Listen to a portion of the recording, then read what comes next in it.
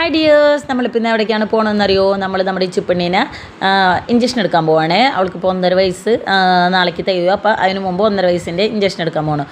1.25 വയസ്സിൻ്റെ നമ്മൾ പ്രൈവറ്റിൽ പോയി എടുത്തു. അപ്പോൾ ഇനി അടുത്ത 1.5 വയസ്സിൻ്റെ ഇഞ്ചക്ഷൻ എടുക്കാൻ പോകണം. അപ്പോൾ നമ്മൾ പൊക്ലായിൽ കൂളിമുട്ടത്തുള്ള ഹെൽത്ത് സെൻറ്ററിൽ പോയിട്ടാണ് ഇഞ്ചക്ഷൻ എടുക്കൽ.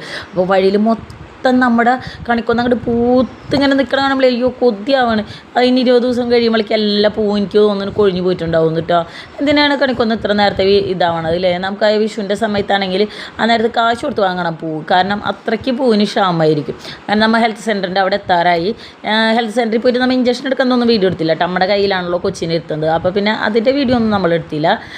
അവിടെ പോയി ഈ ചിപ്പണ്ണിന് ഇഞ്ചക്ഷൻ എടുത്ത് ആൾ ഓക്കെ എന്നിട്ട് ആൾ കരഞ്ഞൊന്നുമില്ല. ജസ്റ്റ് ഒന്ന് ഇഞ്ചക്ഷൻ കുത്തണ സമയത്ത് ഒന്ന് മൂളി, അല്ലാതെ ആൾ കരഞ്ഞൊന്നുമില്ല കേട്ടോ. ഇത് നല്ല വേനുള്ള ഇഞ്ചക്ഷനാണെന്നാണ് പറഞ്ഞത്. അതായത് കാല് നല്ല വേന ഉണ്ടാവും, നന്നായി അനക്കിക്കൊണ്ടിരിക്കണം, 3 ദിവസത്തേക്കുള്ള പനിയുടെ മരുന്നൊക്കെ കഴിക്കണം എന്നാണ് പറഞ്ഞിട്ടുള്ളത്. അപ്പോൾ ഇതാണ് നമ്മുടെ ഈ ഷോർട്ട് വീഡിയോ. ഇഷ്ടപ്പെട്ടാൽ സപ്പോർട്ട് ചെയ്യുക. നമ്മുടെ ചിപ്പണ്ണി ഇരിക്കണം.